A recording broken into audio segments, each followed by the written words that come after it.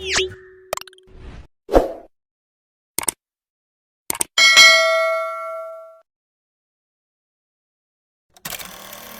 hari ini aku bisa bikin video di channel YouTube aku yang pertama ini. Sebenarnya sempat bingung juga mau bikin konten apa. Akhirnya aku bisa nemuin eh, kira-kira apa yang bisa di-share untuk kalian semua yang bermanfaat juga. Di sini aku bakal bahas tentang BPJS Kesehatan. Lebih tepatnya untuk video kali ini aku akan bahas jadi kenapa BPJS Kesehatan itu bisa nonaktif atau nggak bisa digunakan di fasilitas kesehatan. Jadi gini, aku bahas dulu untuk BPJS itu ya. Jadi BPJS itu kalau panjangannya sih kalian udah pasti tahu ya, Badan Penyelenggara Jaminan Sosial Kesehatan. Jadi salah satu program pemerintah untuk mensejahterakan rakyatnya sih kalau menurut aku. Jadi kalian itu bisa pakai BPJS itu untuk berobat. Jadi kayak nabung aja gitu. Bedanya kalau nabung itu bisa diambil, kalau BPJS itu hanya bisa dipakai untuk berobat atau dipakai untuk ke fasilitas kesehatan. Jadi nggak bisa diklaim ya guys kalau BPJS Kesehatan.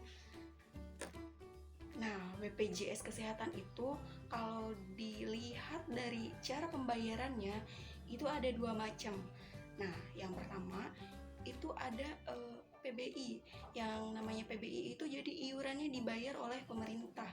Jadi yang pakai itu gak harus iuran.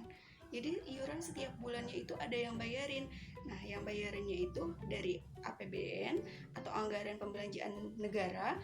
Yang satu lagi dari APBD, itu tergantung di mana didaftarin mereka itu. Yang kedua itu ada BPJS Mandiri yang dimana iurannya itu kita yang bayar sendiri tiap bulan berjalannya. Oke, aku bahas kelanjutannya. Apa aja yang bisa menyebabkan BPJS kalian itu nonaktif? Yang pertama, telat bayar iuran.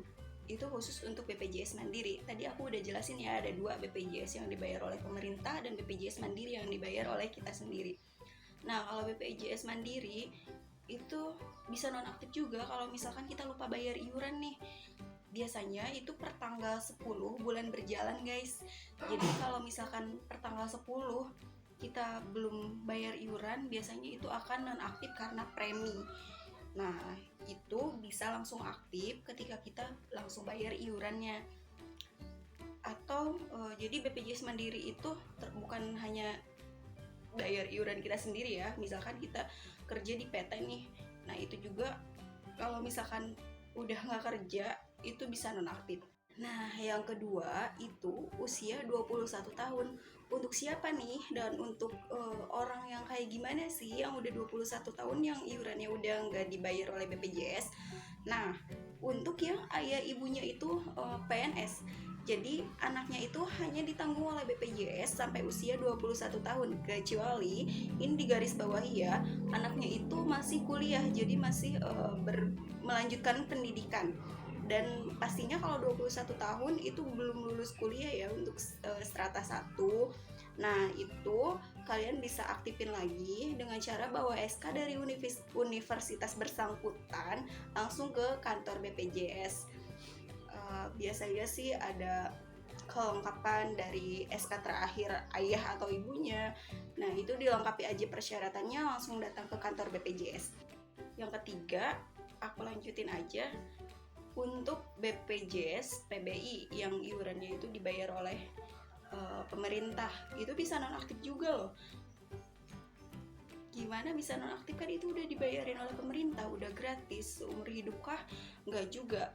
Jadi ada hal-hal yang itu juga nggak tahu sih mereka lihatnya dari apa, S dan K-nya, syarat dan ketentuan dari si dinas sosial untuk memfilter orang-orang itu sendiri. Jadi mana yang masih berhak untuk menerima pembayaran gratis, mana yang enggak, itu mereka yang bisa nentuin. Jadi kadang-kadang tiba-tiba dicabut aja. Nah, itu juga bisa nonaktif. Biasanya kalau misalkan udah nonaktif itu, kita harus bayar iuran mandiri, jadi dialihin ke pembayaran iuran sendiri. jadi kita harus pilih kelas.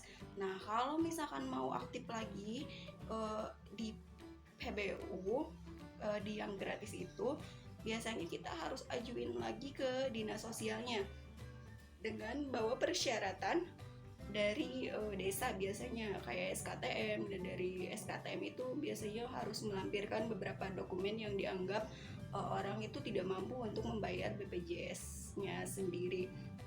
Nah, untuk itu kalian wajib banget nih punya aplikasi JKN Mobile. Jadi di situ kita bisa ngecek nih BPJS kita masih aktif atau enggak, iurannya, preminya berapa, udah telat berapa bulan. Kita bisa ngecek di mobile JKN, wajib banget ya kalau menurut aku. Biasanya tuh kan orang Indonesia maunya yang instan, nyuruh orang.